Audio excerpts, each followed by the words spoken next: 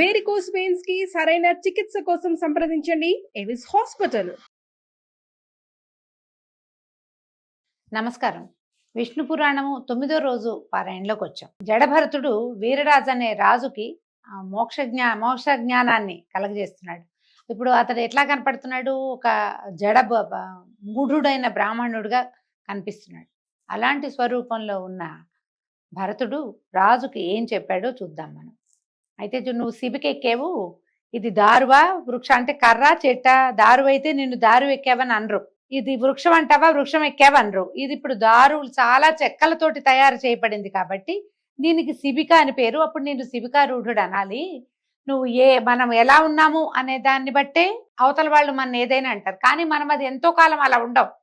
ఇప్పుడు నువ్వు ఒక అందలం ఎక్కితే అందలం ఎక్కిన వాడు అంటారు, దిగాక నిన్ను అందలం ఎక్కిన వాడని అనలేరు కదా. అప్పుడు నువ్వు ఎక్కడుంటే అక్కడ. అలాగే ఆత్మ ఎక్కడుంటే ఆ పేరుతోటి పిలువబడుతుంది.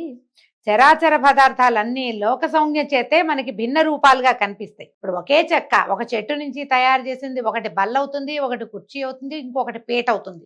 ముక్కాలు పీట అవ్వచ్చు, 4 కాళ్ళ పీట అవ్వచ్చు. కానీ ఈ పీటకి మూలాధారం ఏమిటి? దారువు. ఆ దారువుకి మూలాధారం వృక్షం. కానీ పేర్లు ఎట్లా మారినాయి? అలాగే మనం కూడా అంతే, మానవులు కూడా అంతే. ఏ కాలంలోనూ ఎలాంటి మార్పుని పొందనిది ఆత్మే. దానికి బాల్యం లేదు, వృద్ధాప్యం లేదు. శరీరానికే అవన్నీ ఉంటాయి. ఇప్పుడు మన తల్లిదండ్రులకి మనం కొడుకు, కొడుకులకి నువ్వు తండ్రివి, భర్తకి భార్యవి లేదా భార్యకి భర్తవి, ప్రజలకి రాజువి. నువ్వెవరు? భార్యని భర్తని అని చెప్పామనుకోండి, మరి కుమారులకి తండ్రివి. ఒకే నేననే పదార్థము ఇన్ని రకాల పేర్లతోటి ఎట్లా పిలువబడుతోంది? ఎలా జరుగుతోంది ఇట్లా? ఇప్పుడు నువ్వు అహం, నేను అని చెప్పుకుంటాం. ఈ నేను అనేది ఇందులో చెవి నువ్వా, ముక్కు నువ్వా, కాలు నువ్వా, పొట్ట నువ్వా, ఏది నువ్వు? ఇవన్నీ కలిపితే నువ్వు. పోని నువ్వేమైనా శాశ్వతంగా ఉంటావా? క్షణం తిరిగితే ఏమవుతామో తెలియదు.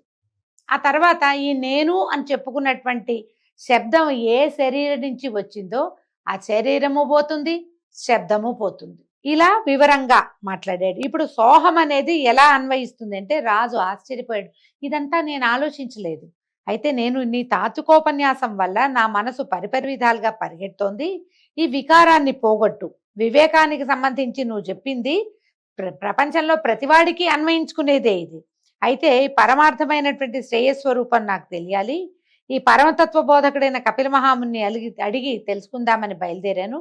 నువ్వు కూడా అంతటి వాడుగానే నాకు అర్థమవుతున్నావు. ఇప్పటిదాకా నేనెవరు అన్న ప్రశ్న నాకు రాలా.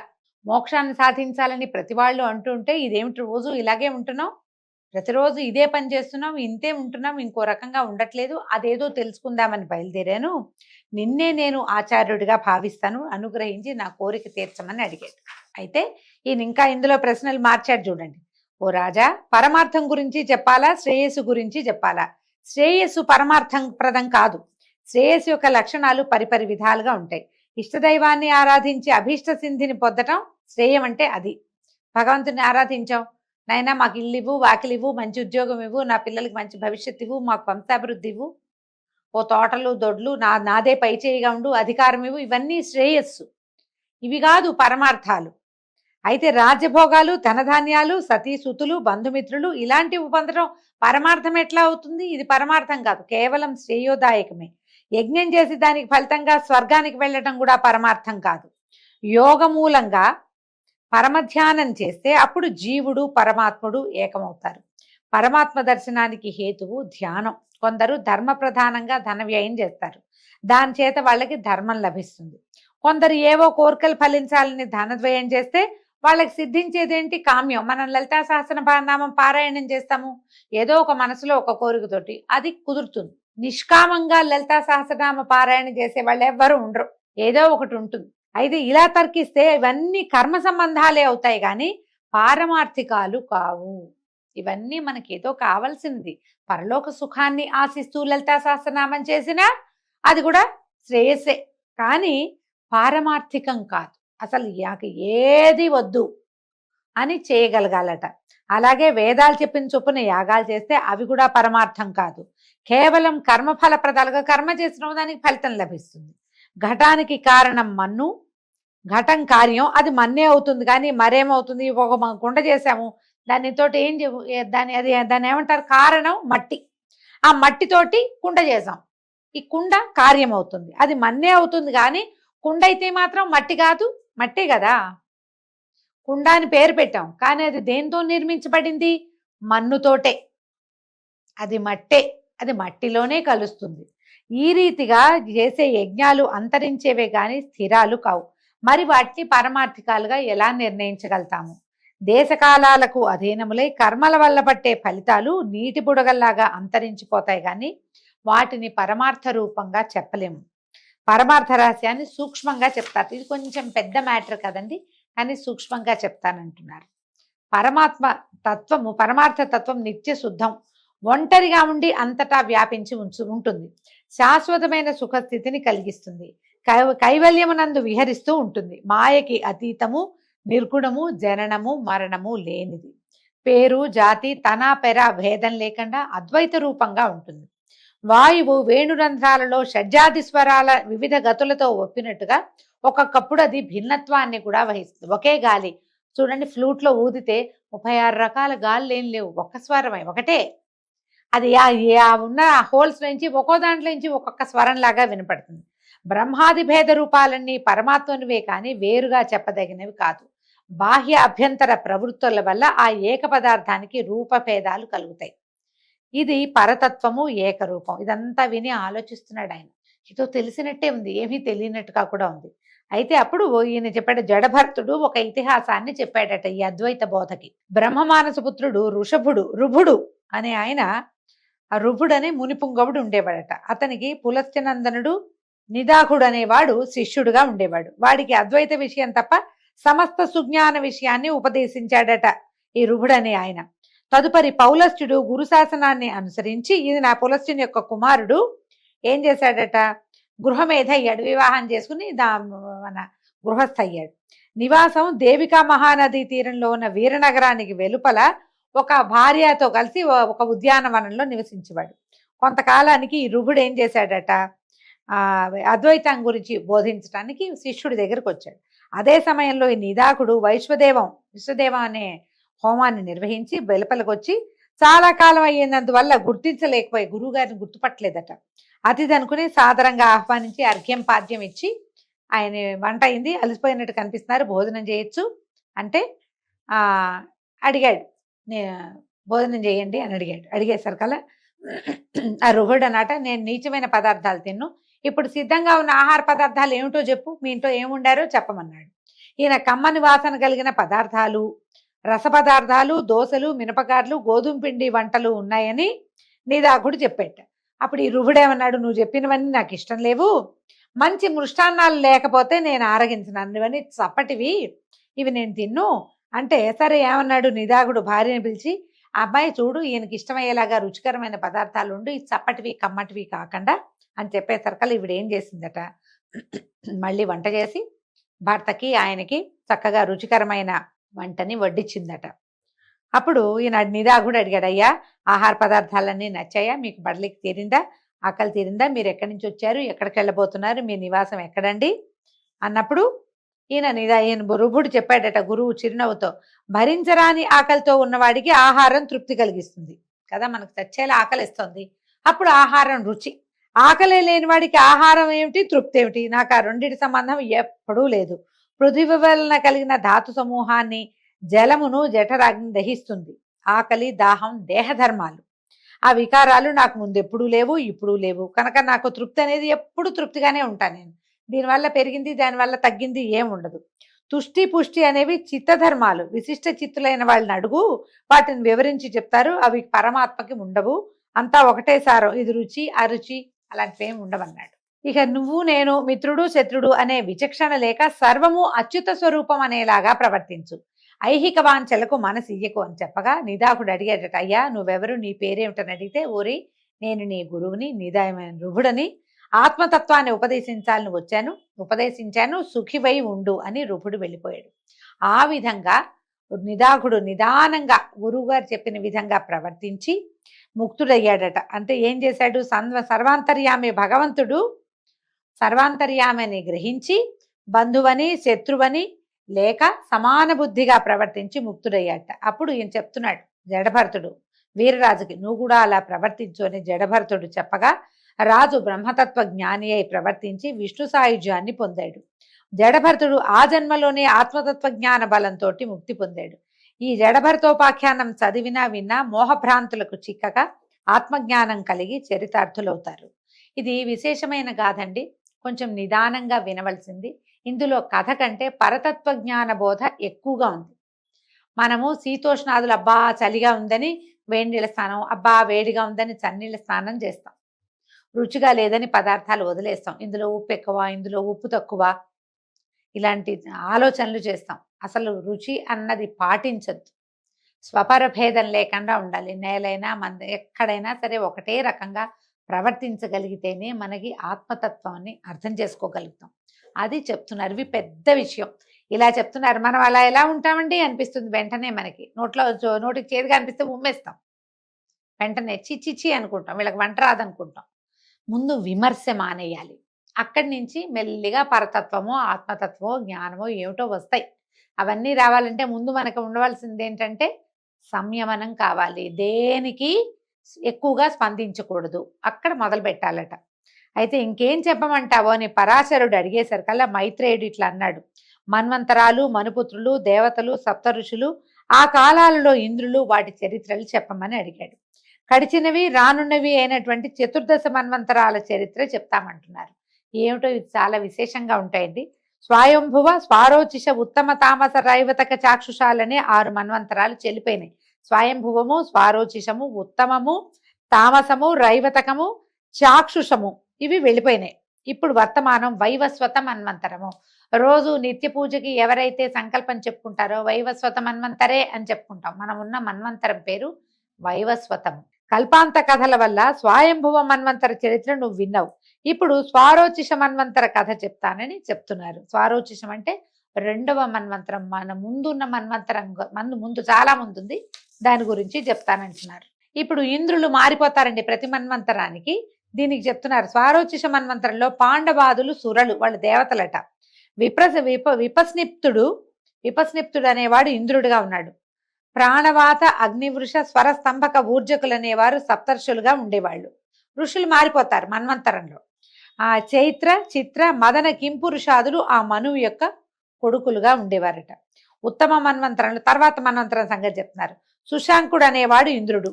సుధాముడు మొదలైన 12 గణాదులు దేవతలుగా ఉన్నారు. మునుపు ఇంతకుముందు చెప్పారు వశిష్ఠ నందనులు 7 సప్త మహర్షులుగా ఉన్నారు. 4వ మనువు తమసుడు. అతని మన్వంతరంలో శిబి ఇంద్రుడిగా ఉన్నాడు. ఇవి మారుతూ ఉంటారు. మనకి భవిష్యత్ బ్రహ్మ ఆంజనేయుడు అని చెప్పుకుంటాం మనం. భవిష్యత్తులో బ్రహ్మదేవుడు ఎవరంటే మనకి ఆంజనేయుడు భవిష్యత్ బ్రహ్మ.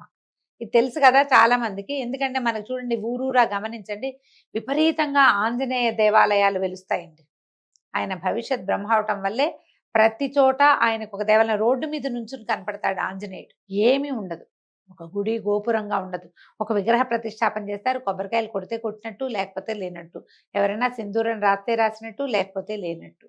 పూజాధికాలు లేకుండా కూడా ఆంజనేయుడు వెలవటం విశేషంగా కనపడుతుంది మనకి. రాబోయే అంటే మన్వంతరంలో భవిష్యత్తుకి బ్రహ్మ ఆంజనేయుడట. అట్లాగే ప్రతి మన్వంతరంలోనూ ఇంద్రుడు, బ్రహ్మ వీళ్ళందరూ మారుతూ ఉంటారనమాట. ఇక్కడ 4వ మనువు తమసుడు. అతని మన్వంతరంలో శిబి అనే చక్రవర్తి కథలు చెప్పుకున్నాం మనం. ఆ శిబి చక్రవర్తి ఇంద్రుడిగా ఉంటాడు. హరసత్య రూపాదులు సురలు. తర్వాత కావ్య, చైత్ర, పృథుకావ్య, వర్ణ, అగ్ని, పీవర, జ్యోతి ధాతువులే సప్తర్షులుగా మారుతారు. ఖ్యాతిజ, అనుజంఘాదులు ఆ మనువు యొక్క కొడుకులుగా ఉంటారు. వాళ్ళు ధర్మాత్ములు, అనేక క్రతువులు చేసిన వారుగా ఉన్నారు. తర్వాత రైవత మన్వంతరంలో విభుడు అనేవాడు ఇంద్రుడు. అమితాభులు దేవతగణాలు. తర్వాత ఊర్ధ్వబాహుడు, దేవబాహుడు, హిరణ్యరోముడు, వేదవంశుడు, ధామకుడు, శ్రీమంతుడు, పర్జన్యుడు అనేవాళ్ళు సప్తర్షులుగా కనిపిస్తారు. బలబంధువు మొదలైనటువంటి భుజబలశాలులు మనునందనులుగా కనపడతారు. మనువు యొక్క సంతానమే కదా ప్రజోత్పత్తి చేసిన వాళ్ళు. మనువు ప్రియవ్రత మహిపతి విష్ణువును గూర్చి తపస్సు చేసి, మునుపు అంటే కాదు, ఇది కట్ చేయండి అమ్మా, మళ్ళీ చెప్తున్నాను. మునుపు పూర్వకాలంలో ప్రియవ్రతుడు అనేటువంటి మహీపతి విష్ణువుని గూర్చి తపస్సు చేసి స్వారోచిషుడు మొదలైనటువంటి 4 కొడుకులకి తండ్రి అయ్యాడట. అతని తపోమహిమ చేత వాళ్ళు మనువులై భూపతులయ్యారు. రాజవంశాలు వాళ్ళ వల్ల వెలిసిల్లినాయి. ఈ ప్రియవ్రతుడు ఎవరు? ఉత్తానపాదుడు ప్రియవ్రతుడు కథ చెప్పుకున్నాం. ఉత్తానపాదుడి కుమారుడు మన ధ్రువుడు కదా. ప్రియవ్రతుడు ఇక్కడ ఆ ఈ నలుగురు మనువులకి తండ్రిగా ఉన్నాడు. తర్వాత ఆరవదైన చాక్షుష మన్వంతరం నందు మనోజవుడు ఇంద్రుడిగా ఉన్నాడు. పృథుకరేఖాదులు దేవతలుగా ఉన్నారు. సుమేధాదులు సప్తఋషులు, పూర్వు మొదలైన వాళ్ళు ఈ మనువు యొక్క కుమారులుగా ఉన్నారట. ఇప్పుడు వర్తమాన మన్వంతరంలో ఇప్పుడు మనం ఏ దీంట్లో ఉన్నామో వైవస్వత మన్వంతరంలో ఎవరున్నారు? సూర్యనందనుడైన వైవస్వతుడు, వివస్వాన్ అని చెప్తారు సూర్యుడికి పేర్లు. ఆదిత్య హృదయంలో వస్తుంది కదా, ఖగ పూష గభస్తిమాన్ ఇలా వస్తుంది చూడండి. అందులో వివస్వాన్ అనే పేరుంది. అతని కుమారుడైన వాడే వైవస్వతుడు. అతడు రాజుగా ఉన్నాడు. పురంధరుడు ఇంద్రుడు, ఆదిత్యవసురుద్రాదులు దేవతలు, గౌతముడు, జమదగ్ని, కశ్యపుడు, అత్రి, భరద్వాజుడు, వశిష్ఠుడు, విశ్వామిత్రుడు అనేవాళ్ళు సప్తర్షులుగా ఉన్నారు. ఇక్ష్వాకువు, నాభాగుడు మొదలైనటువంటి 9 మంది మనువు యొక్క కుమారులు. వాళ్ళు వేర్వేరు వంశకర్తలై అశ్వమేధాది యజ్ఞాలు నిర్విఘ్నంగా చేసి సాటి లేని బలపరాక్రమాలతోటి సిరి సంపదలతోటి రాణించారు. ఇప్పుడు మనం సప్తర్షి మండలం ఇప్పుడు వీళ్ళు కనపడతారనమాట మనకి. ఇంతకు ఆధారము అప్రమేయమైనటువంటి విష్ణు శక్తి అని గ్రహించు. ఈ జరిగే కథలన్నిటికీ ఆధారము అప్రమేయమైనటువంటిది, ఏ రకమైన ఎల్లలు లేనటువంటి విష్ణువే దీనికి ఆధారం. శ్రీహరి వంశాలు ఆయా మన్వంతరాలలో రూపాలు ధరించి సాత్విక గుణాలతోటి జగాలను రక్షిస్తూ ఉంటాయి. సురలు, సిద్ధులు, ఆద్యులు, చరాచర భూతాలు, ఖేచరులు, భూచరులు, జలచరాలు, వనచరాలు, మృగాలు ఇలా జీవకోటి అంటే శ్రీ విష్ణుదేవుని విభూతిగా భావించు, సంభావించు అని చెప్పి అనాగత మన్వంతర విషయం గురించి చెప్పబోతున్నారనమాట. సూర్యుడు విశ్వకర్మ పుత్రికను సౌమ్యను పెండ్లాడి ఆమెతో వినోదించుతుండగా కొంతకాలానికి మనువు, యముడు అని 2 కొడుకులు, యమున అనేటువంటి కూతురు కలిగారు. తర్వాత సౌమ్యాదేవి, ఈ సౌమ్య అనే ఆవిడ సూర్యుని ప్రచండ కిరణాలకు ఓర్వలేక తన ఛాయతోటి ఒక యువతిని సృష్టించి పతి శుశ్రూషని జాగరూకతతోటి చేస్తూ ఉండు, నా పిల్లల్ని ఆప్యాయంగా పోషించమని అడవికి పోయి గుర్రంగా మారి తపస్సు చేస్తూ ఉంది. అప్పుడు ఛాయ సౌమ్యలాగానే పతిని సేవిస్తూ అలడిస్తూ ఉండగా ఆయన చాలా ప్రేమగా సౌమ్యగానే భావించి అనుకూలంగా ప్రవర్తిస్తూ ప్రేమాతిశయంతో ఉండేవాడు. కొంతకాలానికి ఛాయకి మనువు, శనైశ్వరుడు అనేటువంటి 2 కుమారులు, తపసి అనే కూతురు కూడా పుట్టారు. అయితే తపసిని తపతి అనే పేరుతోటి కూడా చెప్తారు. అయితే ఈ ఛాయ తన పిల్లల్ని చూస్తున్నట్టుగా తన పైనున్న 3 పెద్ద పిల్లల్ని చూడకపోవటం గమనించి ఒకనాడు కోపావిష్టుడైన ఈయన కేకలేశాడు. మనువు, తల్లివైన నువ్వు పిల్లలందరినీ సరిగా చూడక మా యందు పక్షపాతంతో ఉంటున్నావు, ఏమిటి బుద్ధి నువ్వు ఎందుకు ఇట్లా ప్రవర్తిస్తున్నావని యముడు అంటే ఈ పెద్ద కుమారుల్లో ఒకడైనటువంటి యముడు ఛాయని అనరాని వినడాని పరుషవచనాలతో నొప్పిస్తే ఏం చేసిందట, తాళలేక నొప్పించి అన్నాడు. అనేసరికల్లా ఆవిడ కూడా కేకలేసరికల్లా యముడు తాళలేక ఆ తిట్లు భరించలేక ఛాయను ఒక తన్ను తన్నట. ఆ అవమానం భరించలేని ఛాయ నీ పాదాలు బరువైపోగాక అని శపించిందట.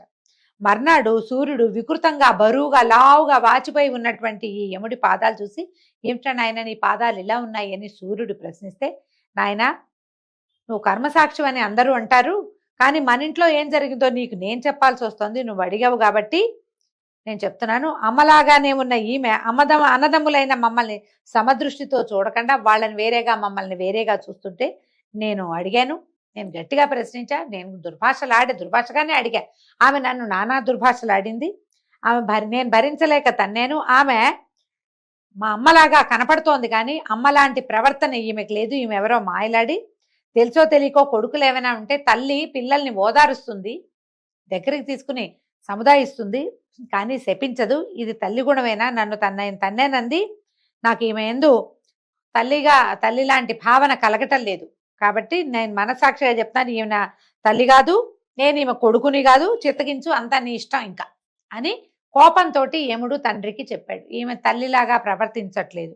సూర్యుడు ఛాయాదేవిని అప్పుడు పరిశీలనగా చూసి, కాంత ఎవరు నువ్వు? యమునిపై అంత నిర్దయగా ప్రవర్తించావు, ఏ కన్న తల్లైనా ఇట్లా శపిస్తుందా? ఏం కారణం? నువ్వు మాయలాడివని అనుకోవాల్సి వస్తుంది, ఉన్నట్టు చెప్పు, ఏం జరిగిందో చెప్పంటే అప్పుడు ఛాయ ఇప్పుడు చెప్పిందనమాట. పద్మబాంధవ, నేను సౌమ్యని కాను, నా పేరు ఛాయ. ఆమె తన నీడని ఇలా నన్ను రూపసిగా చేసి ఇక్కడ నుంచోబెట్టింది, తన అడవికి వెళ్ళింది, తపస్సు చేసుకుంటానంది అని చెప్పేసరికి ఛాయ మాటలు విన్నటువంటి సూర్యుడు ఆమెనేమిని అనలేక యముని పాదాలు యథాపూర్వంగా ఉండేటట్టుగా అనుగ్రహించాడు. ఛాయ వల్ల సౌమ్యాదేవి ఎక్కడుందో, అరణ్య నివాసం ఎక్కడ చేస్తుందో తెలుసుకుని అక్కడికి వెళ్ళి గుర్రంలాగా మారి ఆమెని మోహపెట్టి వినోదంగా ఉన్నాడు కొంతకాలం. అక్కడే ఉండగా ఏమట వీళ్ళిద్దరికీ ఈ గుర్రం రూపాలతో ఉన్నటువంటి సూర్యుడు సౌమ్యాదేవి దంపతులకి అశ్విని దేవతలు రేవంతుడు జన్మించారు. తర్వాత సూర్యుడు సౌమ్యతో నిజ రూపానికి మళ్ళీ వచ్చి తన ఇంటి దగ్గర సొంతానికి ఇంటికి వచ్చేసాడు. ఇంతలో విశ్వకర్మ స్పష్ట వచ్చి సౌమ్య బాధ సూర్యుడికి చెప్పి ఒప్పించి అతని కిరణాలని హస్తయంత్రంతో సానపట్టాడట.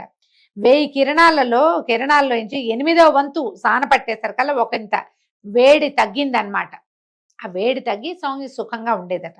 తర్వాత విశ్వకర్మ సానపట్టినప్పుడు ఏం చేశాడట, ఆ సానపట్టిన సూర్యకిరణాల రజనుతోటి శివునకు త్రిశూలము, విష్ణువుకి చక్రము, కుబేరుడికి ఖడ్గము, కుమారుడికి అంటే కుమారస్వామికి శక్తి, వివిధ ఆయుధాలు ఆయా దేవతలకి రూపొందించి ఇచ్చాడు. ఈ విధంగా వైష్ణవ తేజస్సు ఆయా దశలలో పలు విధాలుగా భాసిస్తూ ఉంది.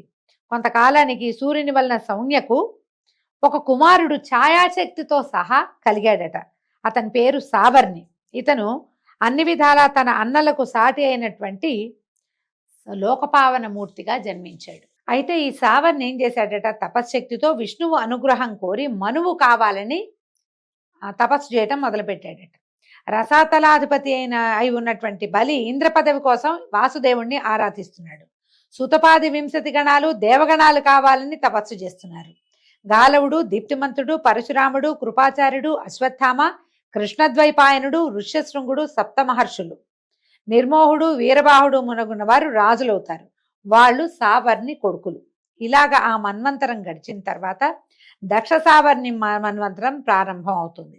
ఆ సావర్ణంలో మహావీరుడు అనేవాడు ఇంద్రుడు. ధార, మరీచి, సుధర్మ గర్భాదులు దేవగణాలుగా ఉంటారు. సవనుడు, భవ్యుడు, ధర్ముడు, ద్యుతిమంతుడు, దీప్తి, మేఘుడు, దీప్తకుడు, జ్యోతిష్మతి అనేవాళ్ళు సప్తర్షులుగా ఉంటారు.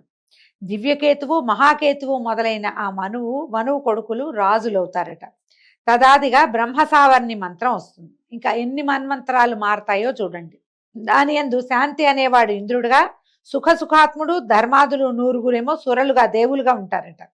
సహ్యుడు, నాభాగుడు, సంతుక్తి, సత్యకేతువు మొదలుగా 7 ఋషులు, సుక్షేత్ర ప్రముఖులు, బ్రహ్మసావర్ణి కొడుకులు 10 మంది పరిపాలకులు అవుతారు. ప్రతి మన్వంతరంలోనూ ఇలా ఇంద్రుడు మారతాడు, మనువులు మారతారు, మను కుమారులు మారతారు, దేవతలు మారతారు, సప్తర్షులు మారుతూ ఉంటారు.